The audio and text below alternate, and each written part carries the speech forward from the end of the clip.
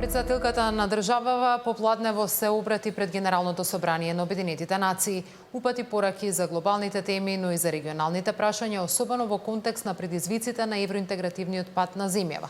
Александар Спасовски известува. Александар, кои се пораките на Гордана Силјановска-Давкова?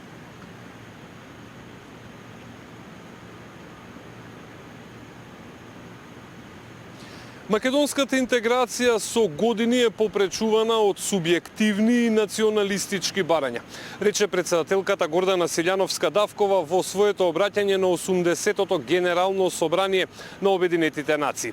Таа рече дека уставните измени се наметнат услов кој бара од земјава да се откаже од своите клучни белези – културниот и јазичниот идентитет. Имаме дел од нејзиното обраќање. Геополитичката раседна линија минува и низ регионот на Западен Балкан. Процесот на македонското пристапување кон Европската Унија веќе 20 години е континуирано попречуван, но не врз основа на објективните копенхагенски критериуми, туку поради субјективни националистички причини. Најновиот ЕУ услов за почеток на нашите преговори е нова наметната промена на Уставот. Уставот, како лекс супериор и општествен договор меѓу граѓаните во Русова смисла на зборот, е највнатрешното прашање на секоја држава. Нашиот устав предвидува 4 предлагачи на измени: председателот на Републиката, владата, најмалку 30 пратеници и 150.000 граѓани.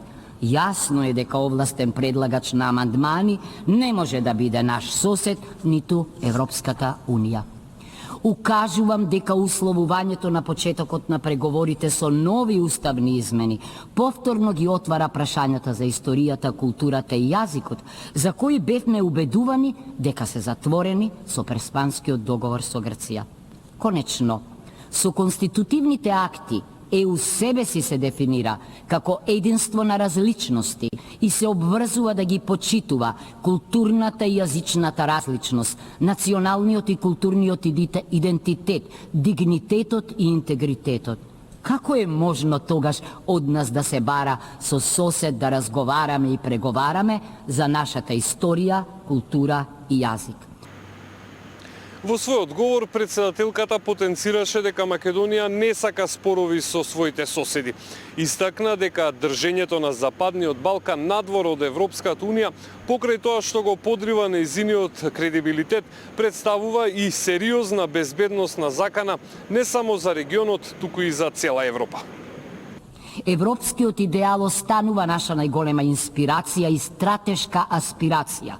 Како држава посветена на добрососедството и на регионалната соработка, не сакаме спорови со нашите соседи.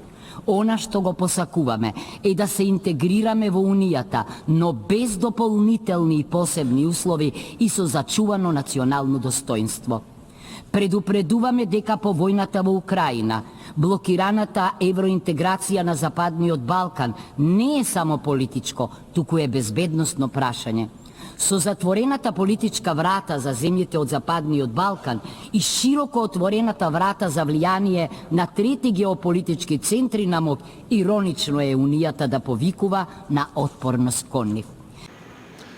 Во своето обраќање, шефицата на македонската држава испрати порака до Брисел дека ако сака да биде геополитичка унија, мора да го скрши оклопот на консензусот.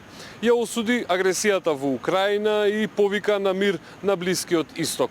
Истакна дека во следната година, кога ќе се избира нов генерален секретар на Обединетите нации, крајно време е тоа да биде жена. По говорот на председателката продолжуваат и активностите на македонските делегации. Силјановска и Муцунски во овој момент заедно се на средба кај високиот представник на Стейт Департментот за европски прашања Брендан Харнахан, пошто ќе се најавени се серија билатерални средби. Муцунски треба да се сретне со делегациите на Узбекистан и со Кенија, со кои што подпишуваме одредени договори за соработка, како и со Министерството за надворешни работи на Либан, со кој што за прв пат воспоставуваме дипломатски односи. Доцна вечерва по американско време овде во Њујорк, македонската делегација организира и свечен прием по повод 30 години од воспоставување поноставувањето на дипломатските односи со Соединетите Американски држави, каде што е најавено и присуството на специјалниот пратеник на американскиот претседател Доналд Трамп, Ричард Гренел. Александар, ти благодарам.